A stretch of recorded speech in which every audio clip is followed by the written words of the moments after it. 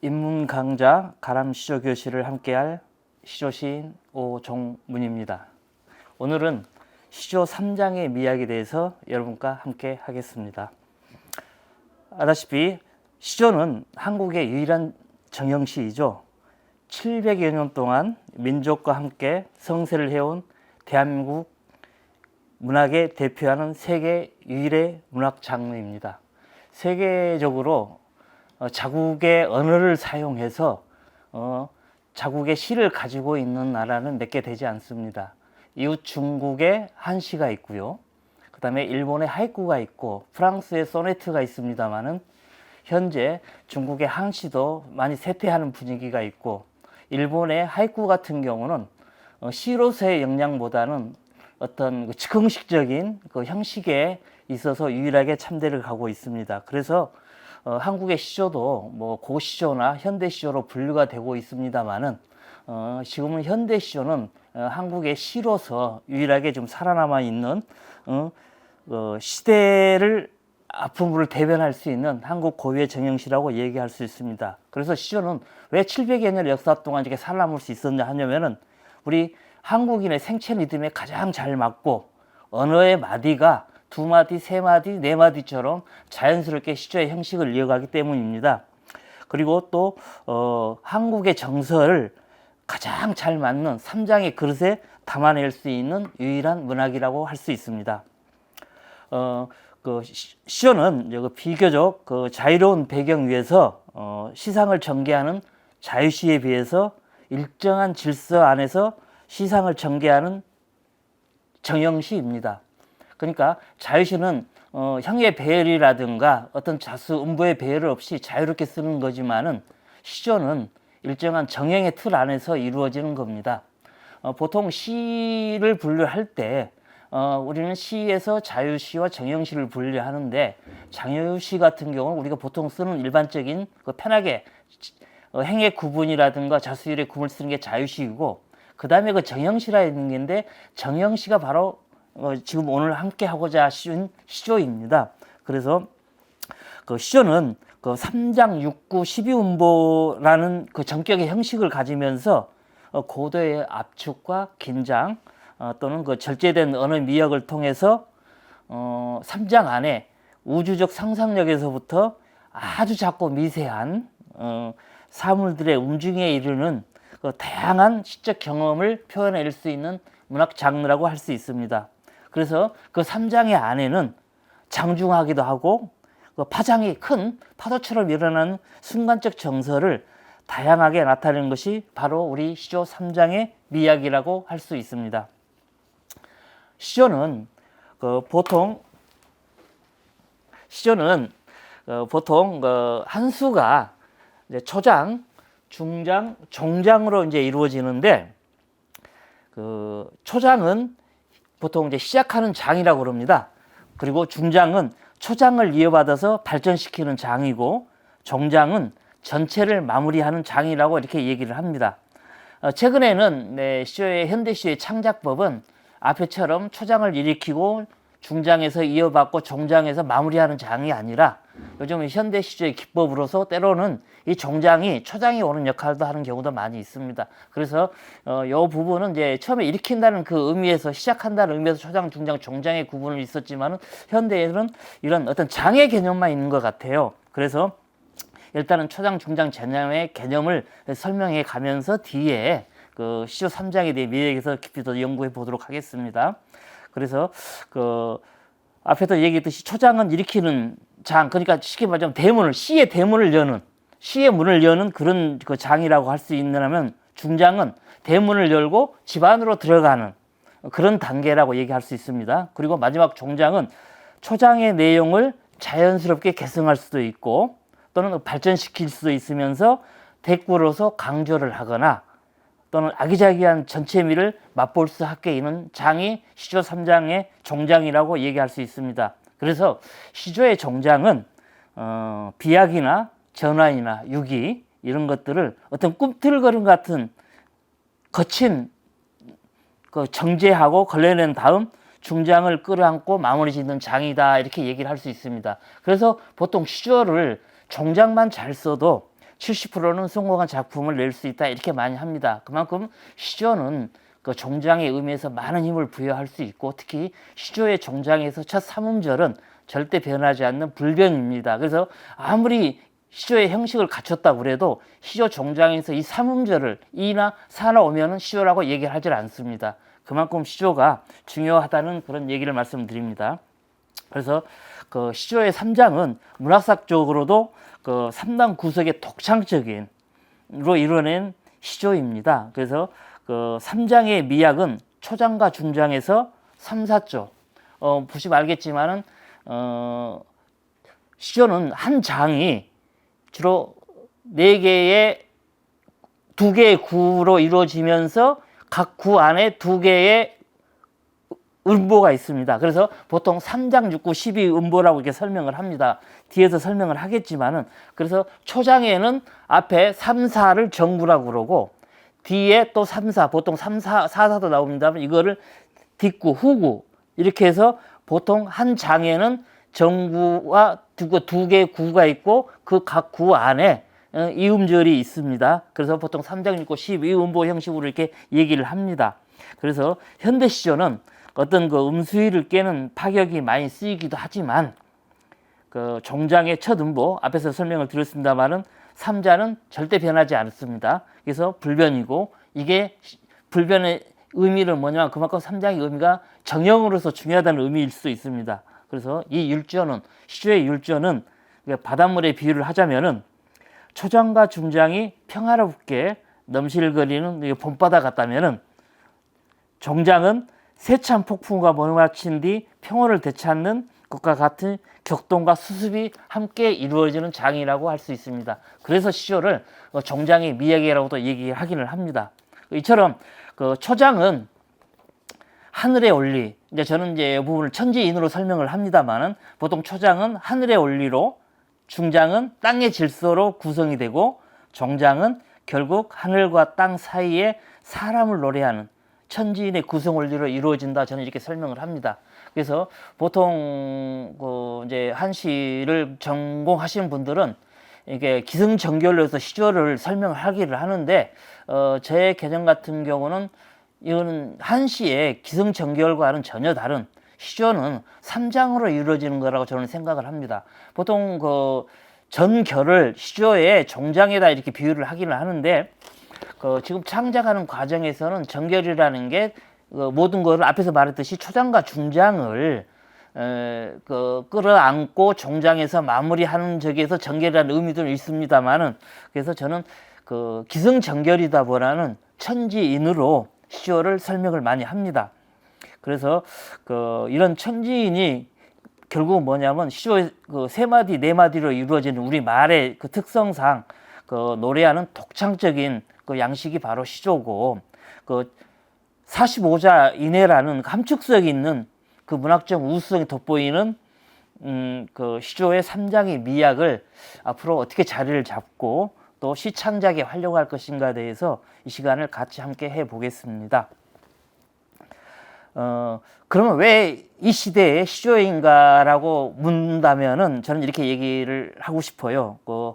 물론 시조의 우리의 역사적인 면도 있지만은 시조는 원래가 우리 모태가 향가이고 또 그 형식이 중기 고려 중기 별곡에서부터 분리되어 여말에 정형이 확립되었다 하는 것이 보통 게 우리 학계의 시각입니다.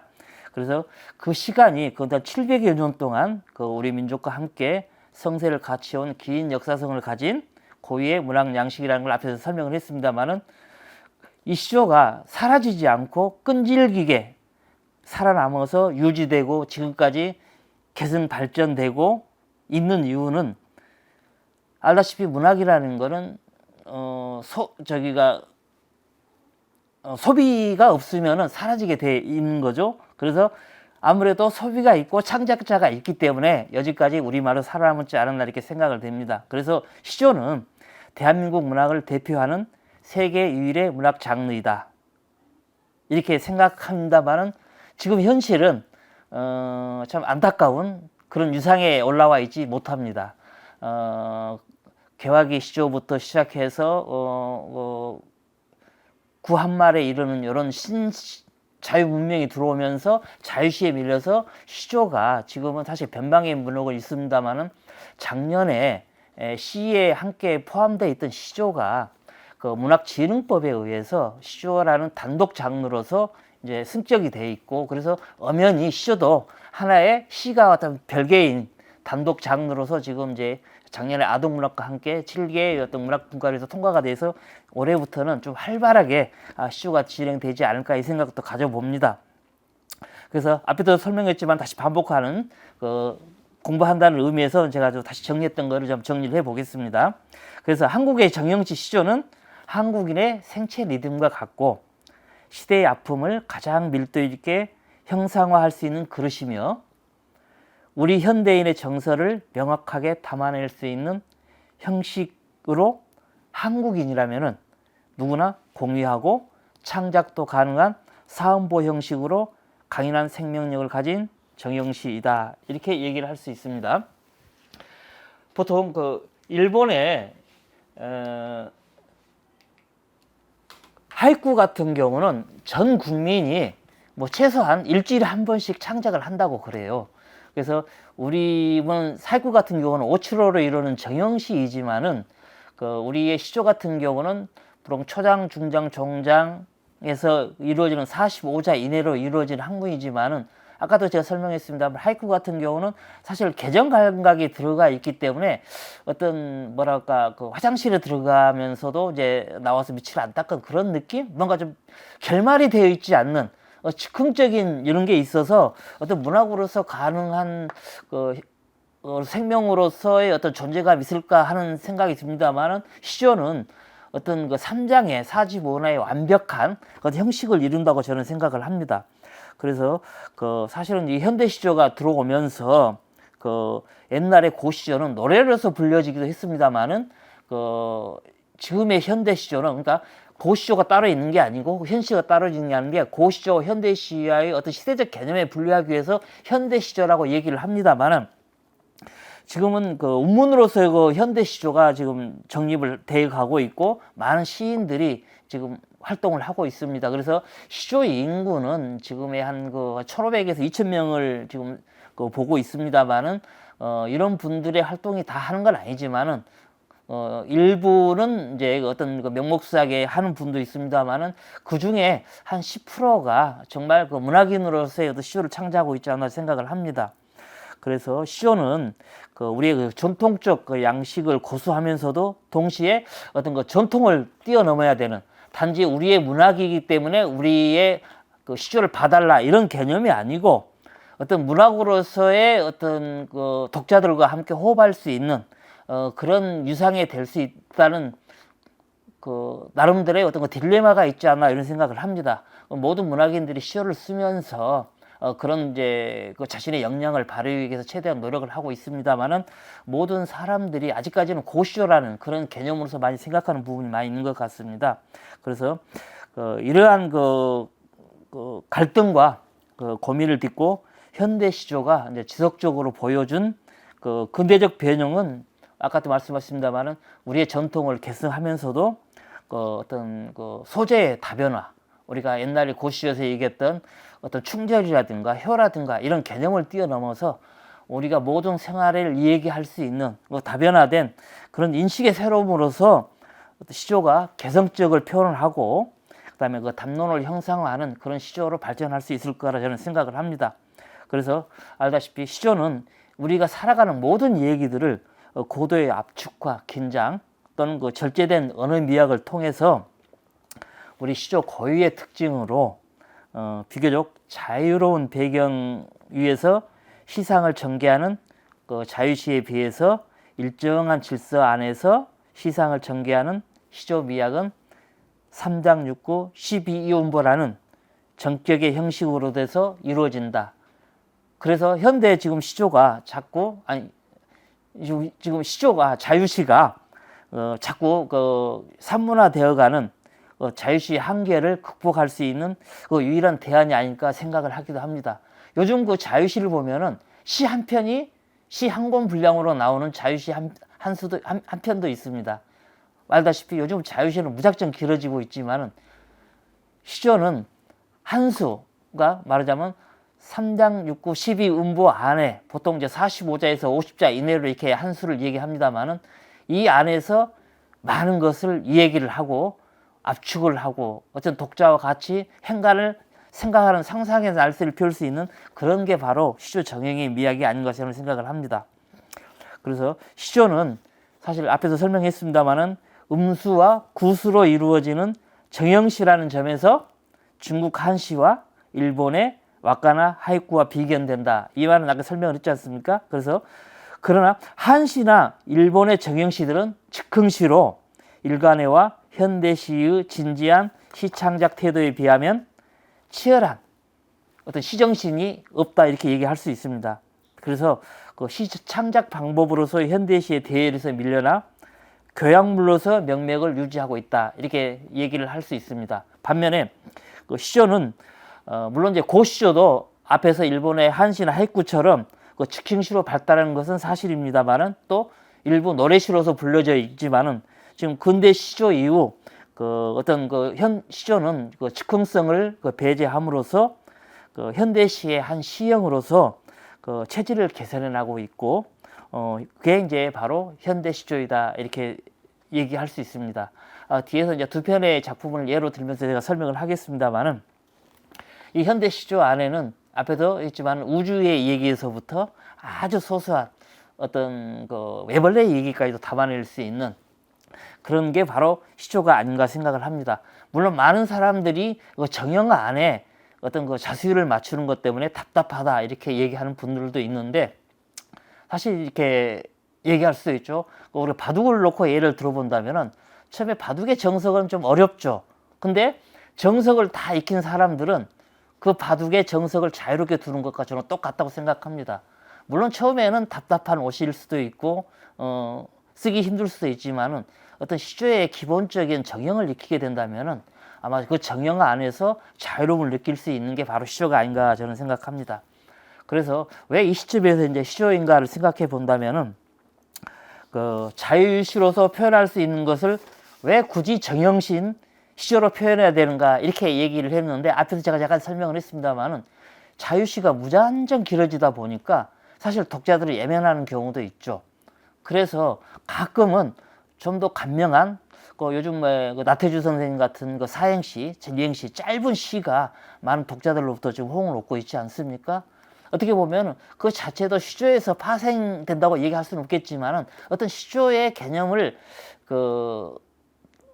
갖다 해서 짧은 시로 활용할 수 있는 부분도 있고 또 지금 현대 시인 중에서도 그 시조를 창작해가지고 시조집까지 내는 경우도 많습니다. 그분은 뭐냐면 한결같이 그분들이 하는 얘기가 시가 너무 길어지다 보니까 사실은 본인 스스로도 창작하는데 좀 짜증스러움을 느끼기도 있고 대신에 시조의 그 3장 6구 12음보 45자 안에 간명하게 자기를 아니면 내 삶을 세상의 얘기를 표현할 수 있는데 그 매력을 느낄 수 있다 이렇게 해서 지금 많은 시인들이 시조를 창작하고 또 시조집까지 내는 경우가 많이 있습니다.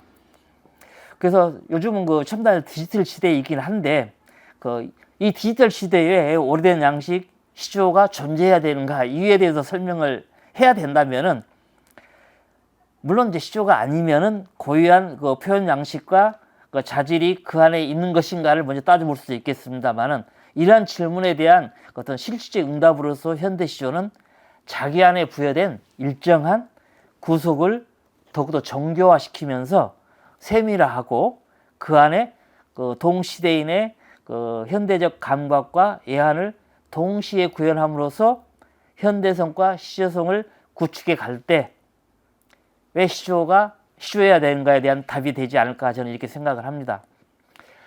보통은 그 예술 작품에는 흔히 혼의 울림과 감동이 있어야 된다고 얘기를 많이 합니다. 삭막한 이 시대에 인간의 위의와 갈등을 지켜줄 수 있는 시는 저는 시조밖에 없다 이렇게 얘기를 하고 싶습니다. 서정과 감동의 핵은 그리움의 본질로서 서정과 그리움이 말살돼 가고 있는 이 시대라고 저는 판단을 하고 있습니다. 그래서 이 시대에 어떤 참담함을 봤다고 얘기할 수 있을까요? 그래서 시에서 조금 멀어져 가는 그런 사람들이 시조를 접하게 됐을 때도 나름대로의 어떤 긴장감을 느낄 수 있을까 생각합니다. 그래서 시조에 대해서는 어떤 민족에 대한 어떤 전통과 신명과 예의를 지키는 그 자체가 아니더라도 인간의 서정성과 정체성을 확인할 수 있는 어떤 시로서의 서정성의 보루가 바로 시조이다, 이렇게 얘기를 하고 싶습니다. 시조가 현대적 양식으로서의 어떤 양식적 동일성을 가져가기에는 사실 여러 가지로 지금 우리나라에 대한 인프라가 부족한 건 사실입니다. 시의 인구의 시인에 비해서 또 시조를 쓰는 시조 시인의 인구가 사실 이제 한 10분의 1 정도? 요 정도 되는 부분도 있고, 그리고 아직까지는 우리 자유시에 비해서 시조의 정형시에 대한 모든 정책적이라든가 이런 부분들이 시와 함께 해왔기 때문에 아직은 시에서 시조가 단독 장르로서의 어떤 분리가 되어 있지만은 아직까지는 그 장르로서의 시와 같은 유상을 같이 쓰기에는 많은 시간이 필요하실까 생각을 합니다. 하지만 이제 우리의 전통 시 양식 중 시조가 살아남았다 때는 그 이유에 대해서 우리는 곰곰이 더 생각을 해봐야 될 것 같습니다. 그래서 사실은 함께 왔던 가사라든가 이런 부분도 많이 지금 사장의 길로 가 있고, 물론 최근에는 이제 가사 문학도 불화를 하고 있습니다만은 다른 장르로서 많이 흡수되어 버린 것에 비해서 시조가 우리 문학의 장자 노릇, 그러니까 자유시의 장자도 될 수 있다고 생각하죠. 시 자체가, 시조가 말은 떼시자에 고를 조자를 쓰고 있지만 그 자체가 시로서 얘기를 했기 때문에 어떤 우리 문학의 장자 노릇을 수행하고 있다는 점에서 여전히 현재형의 장르라고 얘기할 수 있다, 이렇게 말할 수 있습니다. 그래서 시조가 정형이라는 제약 때문에 어려운 장르라고 인식할 수는 있겠지만 창작에 향유할 수 있고 또 현재성을 가장 내밀하게 표현할 수 있는 양식이 바로 현대 시조라는 점을 잊어서는 안 되겠습니다. 그래서 시조는 고유 자질인 정형이 자유로운 시상을 가로막는 불필요한 장애 요인이 아니라 그러한 형식적 특성을 통해서만 성취가 가능한 어떤 불가피한 문학이다. 이게 바로 시조다라고 얘기할 수 있습니다. 그래서 이러한 정형은 우리 울타리를 통해서 우리의 우주적 상상력에서부터 작고 미세한 사물들의 움직임에 이르는 다양한 시적 경험을 하게 되며 장중하고 파장이 큰 얘기 전개가 함께 순간적 정서를 다양하게 만나는 것이 바로 우리 시조다, 이렇게 얘기를 할 수 있습니다. 자, 그러면 이제부터는 어떤 시조의 정형이 무엇이고 시조의 3장 6구가 무엇인지에 대해서 살펴보도록 하겠습니다. 시조는 이제 한문 문화의 모든 문화의 중심에 자리 잡고 있었던 당시에 우리말로 노래하는 독창적 시가 형식이었다고 얘기할 수 있습니다. 그러니까 한문을 조선시대의 선비들이 한문을 주어로 했던 그 시대에도 시조는 한글로 쓰여졌다는 사실입니다. 그래서 우리 노래는 우리말로 되어야 한다는 어떤 민족 주체적인 사고방식을 보여주는 하나의 혼이라고 얘기할 수 있습니다. 이처럼 시조는 우리말로 노래하는 독창적의 양식으로 짧은 형식의 높은 함축성을 가지고 있습니다. 문학적 우수성이 돋보이는 문학이다, 이렇게 얘기할 수 있습니다. 특히 중국의 기승전결 4단 구성과 대비되는 초중종장의 3단 구성을 독창적으로 이루어낸 점은 문화사적으로도 매우 중요한 의의를 가진다, 이렇게 얘기할 수 있습니다. 그래서 정형시 시조의 양식은 기본적으로 3장 6구 형식으로 이루어집니다.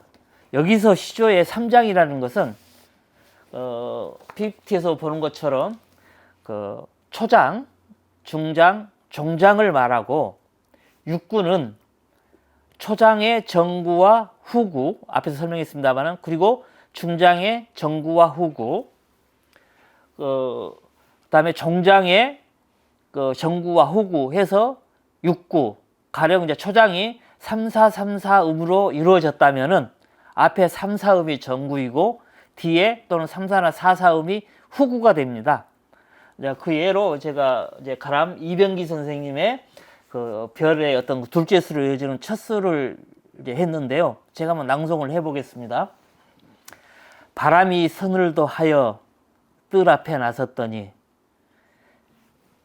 서산 머리에 하늘은 구름을 벗어나고 산뜻한 초사흘달이 별과 함께 나오더라. 달은 넘어가고 별만 서로 반짝인다. 저 별은 네 별이며 내 별 또한 어느 게요. 잠잡고 호홀로 서서 별을 헤어보노라. 이 별이라는 작품은 가곡으로도 불려져서 웬만한 사람들은 다 알고 있을 겁니다만은 여기서 PPT에서 보는 것처럼 초장은 바람이 서늘하여도 뜰 앞에 나섰더니 이게 바로 초장입니다. 한 장으로 해서 그 다음에 서산머리의 하늘은 구름을 벗어나고 이게 중장이고요. 그 다음에 산뜻한 초사흘달이 별과 함께 나오더라. 이게 종장으로 이루어져서 시조는 초중종장이 하나로 이루어졌을 때 이게 단수라고 그러고 단시조, 단형시조라고 이야기합니다. 그래서 이 단형시조가 한 수, 두 수, 세 수로 이어지면 연시조라고 얘기를 합니다. 그래서 시조의 기본은 단수로서 구성이 되지만은 단시조가 한 수, 두 수 늘어남으로써 연시조 되고 또 그 외로 특별한 거는 이제 사설시조라는 것도 있습니다만은 이 사설시조는 주로 중장이 대체적으로 길어가는 이 사설시조는 보통 해와 풍자했을 때 우리가 그 시조가 초창기에는 어떤 그 조선 선비들의 어떤 선비들에 의해 창작이 됐다면은 사설시조는 저축민들에 의해서 창작되었다고 얘기할 수가 있습니다. 그러니까 뭐 나라에 대해서 어떤 임금님을 뭐 비꼬는다거나 어떤 선비들을 붙거는 이런 풍자 해화가 주로 사설시조에서 이루어졌다고 생각을 하고 있고 요즘은 이제 주로 이제 평시조, 우리가 말하는 단시조라고 하죠. 제가 말씀드렸던 그 다음에 연시조, 사설시조가 주로 많이 창작이 되고 있습니다. 그래서 그 시조는 그 앞에서 설명했습니다만은 그 초장의 앞구, 바람이 서늘도 하여 이게 정구라고 얘기할 수 있습니다. 초장에. 그 다음에 뜰 앞에 나섰더니 이게 이제 후구가 됩니다. 마찬가지로 중장에서도 서산머리 하늘은 이게 정구가 되고 구름은 벗어나고 이게 후구가 되고 산뜻한 초사흘달이 정구가 되고 별이 함께 되다 이렇게 해서 초장, 중장, 종장에서 3장 6구까지 설명을 했습니다. 그러면 정구에 바람이 서늘하여 이게 이제 한 음보가 됩니다. 바람이 한 음보, 서늘도 하여가 한 음보에서 보통 사선이 지어졌으면 4개가 사선이 있듯이 4음보로 이루어졌습니다. 그러니까 한 장은 한 장 2구 4음보로 이루어져 있기 때문에 이거를 각기 더하면은 3장 6구 12음보로 이루어지는 게 그리고 보통은 45자에서 50자 이내로 이루어지는 게 시조다 이렇게 얘기하시면 됩니다. 그래서 시조는 이러한 양식으로 이루어진 게 보통 평시조 또는 단형시조, 단시조라고 많이 얘기를 합니다. 그리고 평시조가 아까 설명했듯이 여러 수로 잇따라 연작하게 되면 연시조라고 얘기를 합니다. 그러니까 지금 가바람 200개에 대해서는 제가 그 한 수만 소개를 했습니다만 이거는 두 수로 된 연시조다 이렇게 이해하시면 됩니다. 그 다음에 이제 앞에 설명했듯이 사설시조는 그 초장과 중장이 너무 길어지지는 않지만 저면서 역시 평시조와 유사하지만은 중장은 거의 제한이 없을 만큼 자유자재로 쓸 수 있다는 것이 사설의 가장 특징이다. 그렇지만 연시조나 사설시조 모두 초중 종장으로 이루어지는 평시조와 같다 이렇다는 거죠. 그러니까 쓰는 방식은 달라도 초장, 중장, 종장으로 이루어졌고 사설 역시 종장은 첫 사등보는 세자가 변하지 않는다 이렇게 얘기하시면 될 것 같습니다.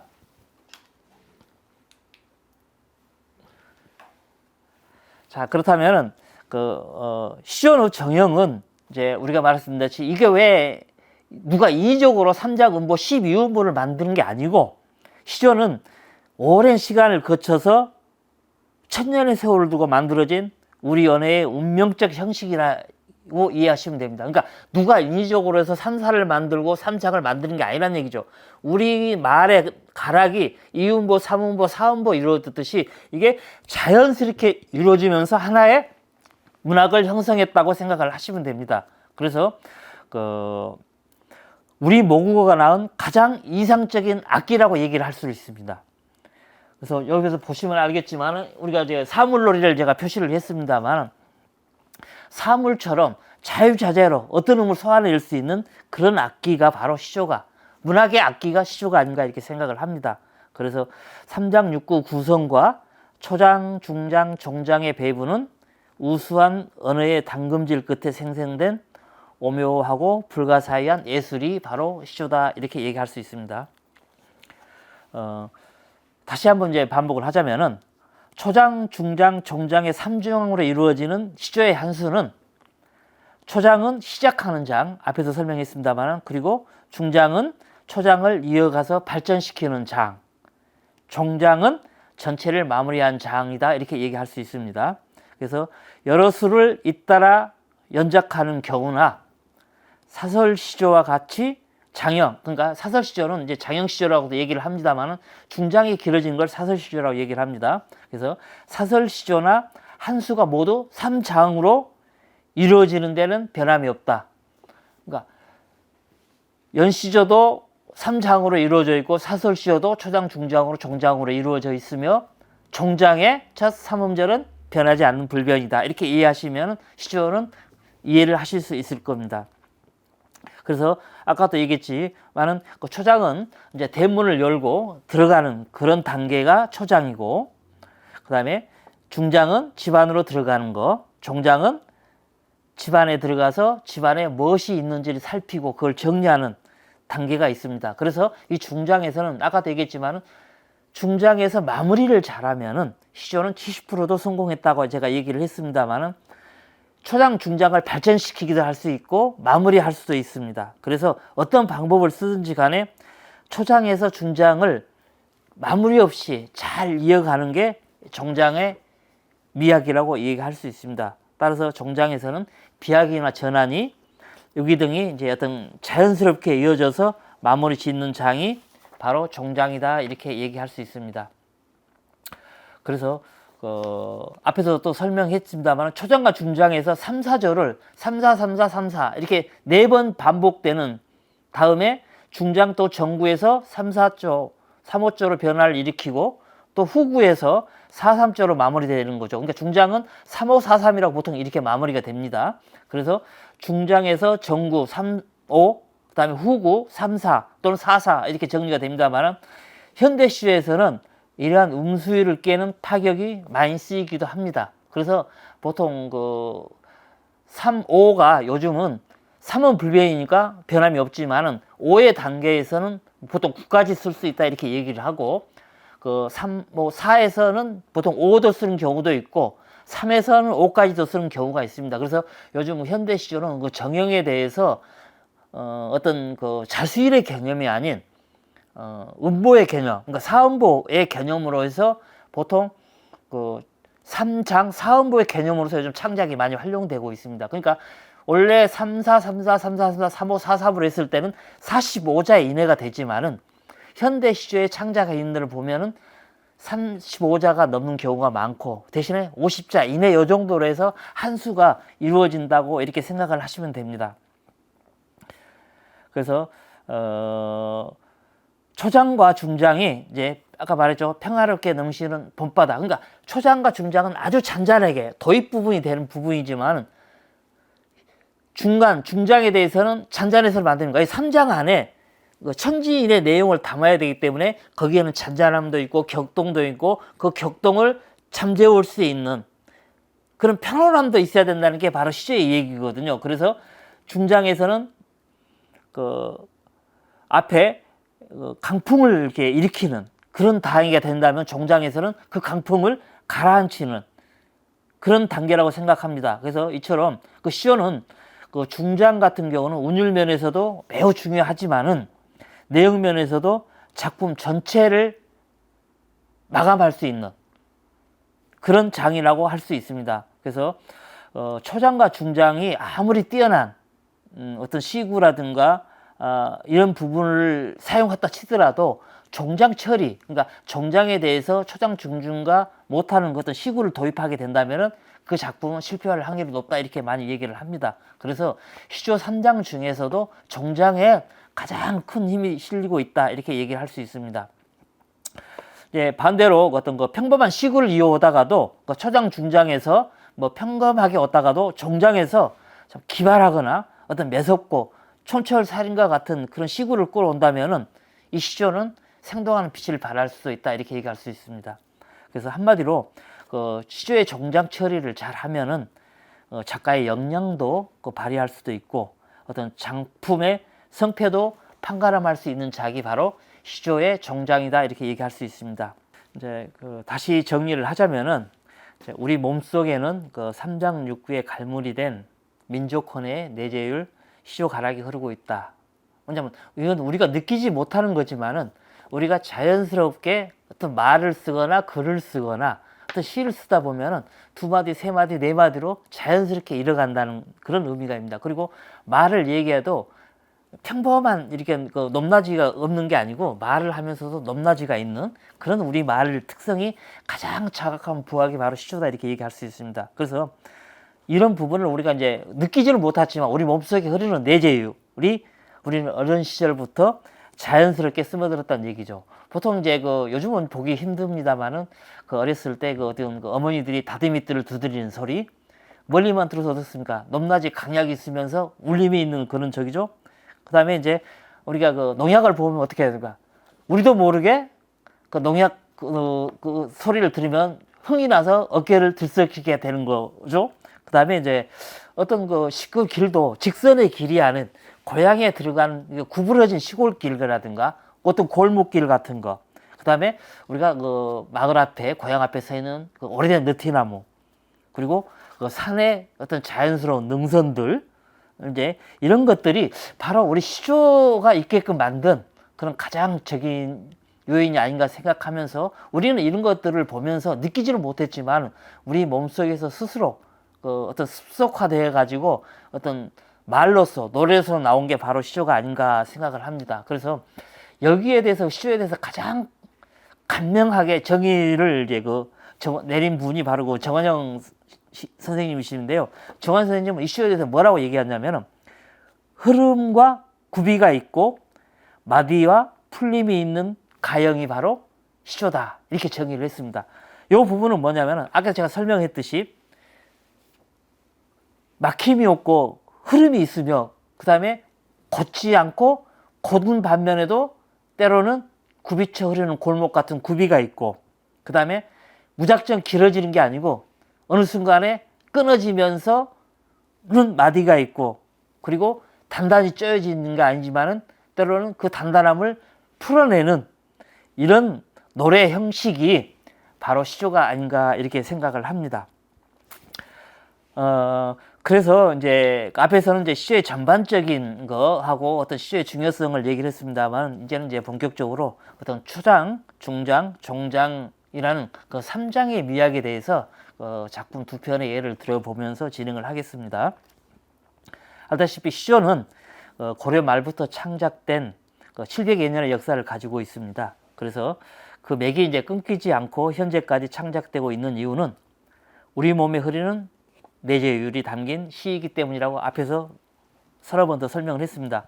왜 내가 자꾸 이 설명을 하냐면은 우리가 내재율을 느끼기는 어렵습니다만은 글을 쓰면서는 그걸 충분히 좀 느낄 수 있다고 생각을 합니다. 이런 내재율들이 어떤 정형시적으로 흘러나오는 거죠. 그래서 정형시 3434, 3543으로 이어지는 시조의 형식으로서 흘러지지만은 그 정형 안에는 막힘이 있는 게 아니고 융통성이 많은 자유롭다고 생각을 합니다. 우리가 호리병 안에서의 자유를 느낀다고 얘기를 합니다만은 처음에는 그 답답함을 느낄 수 있지만은 때로는 그 정형을 우리 몸에 익히다 보면은 그 정형 안에서 우리가 녹일 수 있는 것과 똑같습니다.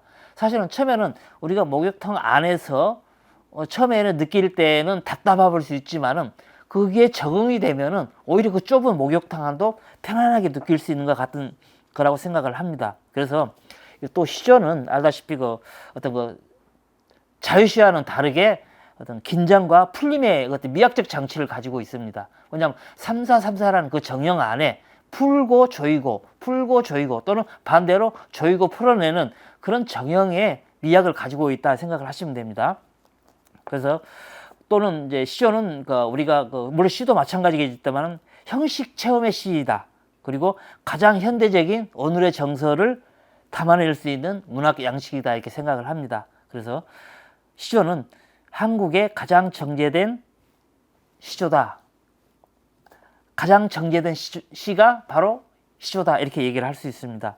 그래서 그 시조의 3장 6구 안에는 그 형식론을 통해서 응축적으로 환기하는 그 어떤 미적 체행의 장이라고 얘기할 수 있습니다. 그래서 초, 중, 종장 안에는 무수한 말들이 소통하고 또는 분산하고 활성화하는 창조의 공간이다 이렇게 얘기할 수 있습니다. 그러니까 보통 이제 우리 시조를 쓰는 사람들은 그 3장의 미학을 어떤 행간의 미학이라고 얘기합니다. 그러니까 그 초장, 중장, 종장의 그 사이사이에 할 말을 줄임으로써의 독자와 소통할 수 있는 그런 공간을 말을 한다고 얘기합니다. 그래서 우리는 이걸 행간의 미학이라고 얘기를 합니다. 그러니까 할 말들을 다 이렇게 해버리는 시처럼 해버리는 게 아니고 최대한을 압축해서 시조의 3장 안에 집어넣는다는 거죠. 그리고 나머지는 독자의 상상력에 맡긴다고 이렇게 생각하시게 됩니다. 그래서 바로 이 말이 이거거든요. 그래서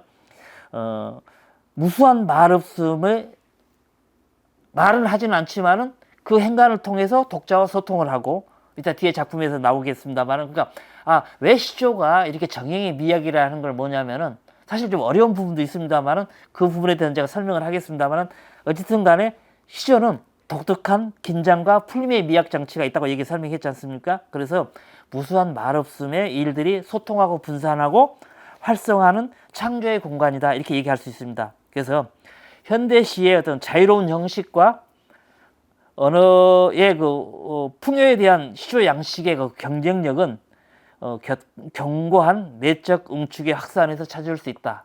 바로 이게 시조의 경쟁력이라는 거죠. 이게 풀어지는 자유시가 아니고 그 풀어진 거를 자유자재로 긴장을 줄 수도 있고 압축을 해서 또는 풀림으로 해서 자유롭게 넘어갈 수 있는 이게 바로 시조의 어떤 그 장점이라고 얘기할 수도 있습니다. 그래서 시조 형식의 미학에서는 가장 큰 미덕은 어떤 여백의 창조적 가능성을 최대한 열어놓을 수 있는 데인 게 바로 시조다 이렇게 얘기할 수 있습니다. 그래서 시조의 양식은 요즘 많은 그 평론가들도 그렇습니다만은 시를 쓰는 분들도 오늘날 현대 시와 경쟁 속에서 생존할 수 있는 가장 중요한 점으로 바로 이 시조의 3장의 미학을 꼽았습니다.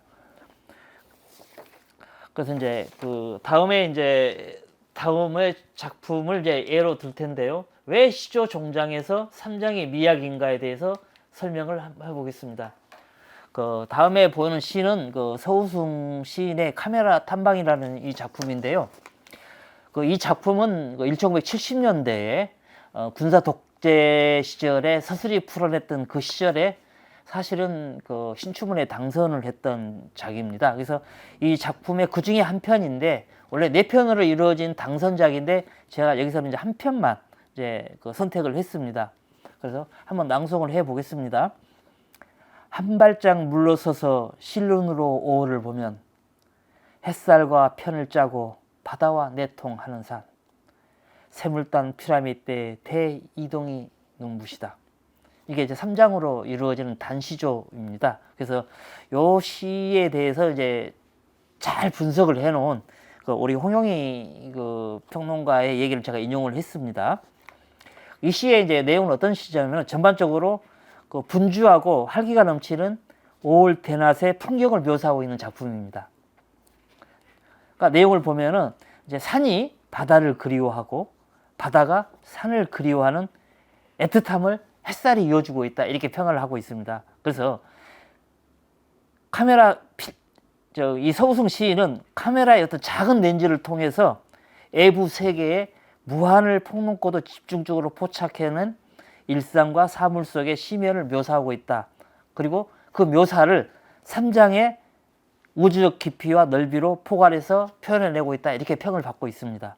그러니까 그 시조에 대해서 잘 모르시는 분들은 이제 그 이해가 잘 안 될 수 있는 부분이 있겠습니다만, 그래서 제가 홍영희 그 평론가의 말을 제가 인용을 했습니다.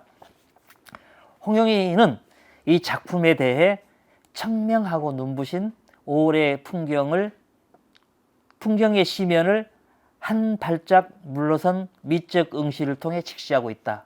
그러니까 바라보고 있다는 얘기죠. 그래서 바다와 산이 햇살을 매개체로 하여 서로 내통하고 있다고 이렇게 표현을 했습니다. 그러니까 그 5월에 보면은 사실 이제 가을 바다도 마찬가지입니다만은 잔잔한 바다가 보면은 햇살이 어떻게 눈부시게 빛이 반사되지 않습니까? 그리고 산 뒤에는 바로 산이 있어요. 근데 시인은 그거를 바다와 산이 내통을 하는데 그 내통의 매개자가 바로 햇살이라고 얘기를 하고 있는 거죠. 그러니까 시인의 눈은, 근데 시로서 이걸 표현했을 때는 어떻게 표현을 했을까요? 아마 구구절절하게 표현했을지 않았을까요? 바다가 산이 그리워하고 사다가 그리워서 그 중간에 햇살이 있다, 이게 뭐 표현할 수 있는 부분인데 어떤 중간에 행간에 많은 걸 생략을 해버렸다는 거죠, 이 시조는. 그래서 이게 시조의 미학이라고 얘기를 하고 있습니다. 그래서 바다와 산과 햇살이 하나의 유기적으로서 연속성을 이루면서 서로 호응을 하고 있다는 거죠. 그래서 산이 바다를 그리워하고 바다가 산을 그리워한다, 이렇게 표현을 했습니다. 그리고 이들 사이에는 햇살이 메워지고 있는 거죠. 그러니까 바다와 햇살이 그리워하고 산이 바다를 그리워한다고 그러면 재미가 없잖아요. 그러면 거기에 매파가 있어야 될 거 아니에요. 그러니까 얼마나 재밌습니까? 생각을 해보면 둘이 그리워하는 게 아니고 그 둘 사이에는 햇살이 끼어 있다는 어떤 그 시적인 감각, 능력이 이 시의 매력이라고 얘기할 수 있는 거죠. 그래서 특히 시조만이 이렇게 할 수 있는 표현이 아닌가 저는 생각을 합니다. 그래서 그 산과 바다가 정태적인 무생물이 아니라 유기적으로 살아서 움직이는, 그러면서 활성화되고 있는, 그러니까 가만히 눈 감고 있으면은 바짝바짝 거리는 그 바다가 뭔가 산을 향해서 무수한 말을 던져내는 것 같고, 또 산은 어떤 바람을 통해서 바다의 물결을 일으키면서 그 답을 하는 것 같고, 그 사이에 하늘에 있는 햇살이 그거를 중계를 한다고 생각해 보시면, 그러니까 시는 어떻게 상상력입니다만 시조는 이 상상력 3장 안에 이렇게 담아낼 수 있다는 게 바로 시조의 매력이 아닌가 저는 생각을 합니다. 그래서 그 산과 바다의 입자들이 햇살을 통해 이동하는 모습은 마치 피라미드, 그것도 큰 고기가 아닌 아주 작은, 바다에서 피라미드라는 건 어떻습니까? 아주 작은 고기죠. 피라미드의 대이동과 같다, 이렇게 표현을 한 거죠. 그래서 5월의 대낮 풍경은 이렇게 분주하고 활기차다는 것을 시인은 이 한 수에 표현을 합니다. 그러면서도 은유도 하고 풍요로움이란가 하고 어떤 평화로움까지 다 담아낼 수 있는 이런 작품을 써낸 거죠. 그래서 이 작품은 시조의 작은 육체 속에, 시조의 작은 육체라는 것은 바로 3장 6구 12운보 45자 이내를 표현하는 거거든요. 그래서 살아있는 대우주의 비경을 펼쳐내고 있다, 이렇게 평을 했습니다. 그러니까 여기서 대우주라는 건 햇살이겠죠. 그러니까 뒤에서 이제 제가 비슷한 경우로서 작품을 제가 제 작품을 인용을 했습니다만은, 그래서 다음 제 작품에 대해서 한번 더 감상을 한번 해 보겠습니다. 이 작품은 이제 그 가을볕에 대한 이제 기억인데요. 최근에 제가 쓴 작품이기도 합니다. 그래서 낭송을 한번 해보겠습니다. 우지에 떨어지는 가을볕 아스라하다. 그 너머 하늘 너머 그 너머 들녘지나 골목한 허름함 사이 반짝이는 목소리.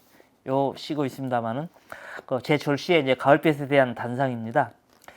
이 시는 시상을 전개하면서 3장 6구 12이온부라는 전격 형식을 통해서 고도의 압축과 긴장, 절제된 언어 미학을 통해 우주적 상상력에서부터 작고 미세한 공간에 이르는 가을볕 이미지를 유년의 숨바꼭질을 하면서 골목에까지 끌어들여 시적 경험을 3장의 행간 속에 표현하려고 노력을 했습니다.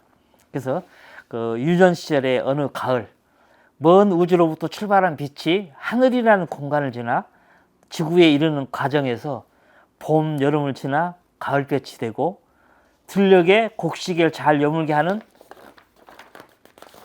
어떤 수고로움을 아끼지 않은 채 할 일을 다한 그 가을볕이 이제는 할 일 없어서 저물어가는 어떤 빈 들녘에 새떼를 쫓는 마음으로 겨울로에 떠나는 준비를 하는 그런 한가로움을 그 종장에서 이제 골목한 허름함 사이 반짝이는 목소리를 통해 아이들이 뛰노는 골목과 풍경을 표현하려고 노력을 했습니다. 여기서 그 아이들이 뛰어나는 풍경 소리라는 거는 알다시피 가을을 가는 의미도 있지만은 그 골목 하나의 어떤 깊숙한 곳, 그것도 다 쓰러져 가는 헛간의 애진 곳에서 서산의 해가 다 기울어 가는데도 깜빡 잠이 들어서 해가 졌는데도 보이지 않는 그 아이를 찾기 위해 형 누나들이 소리쳐 부르는 상황이 묘사되기도 했습니다. 그래서 시적 화자가 저물어가는 가을볕과 골목한 정적, 그리고 아이들의 천진무구한 어울림이 한 전제를 이루어주고 있다, 이런 요운을 주고 있습니다. 그래서 제가 예시로 했던 두 작품은 카메라 탐방과 가을에 대한 기억, 가을볕에 대한 기억은 장중하고도 파장이 큰 순간적 정서를 다양하게 만나는 시조의 3장 미학이라고 볼 수 있습니다. 그래서 시조는 그 45자 내외의 글자수로 이루어진 하나의 종합적인 시상을 표현해내고 있습니다. 그 시어를 절제하고 함축하면서 3장 속에 천지인 이치를 담아내는 운용의 묘를 깨는 게 바로 시조입니다. 그래서 초장은 하늘의 원리로, 중장은 땅의 질서로, 종장은 결국 하늘과 땅 사이에 존재하는 자신의 존재의 의미를 묻습니다. 따라서 최소의 언어로서 최대의 효과 표현을 추구하는 가장 경제적인 그 문학 양식이 시조이다, 이렇게 얘기를 할 수 있습니다.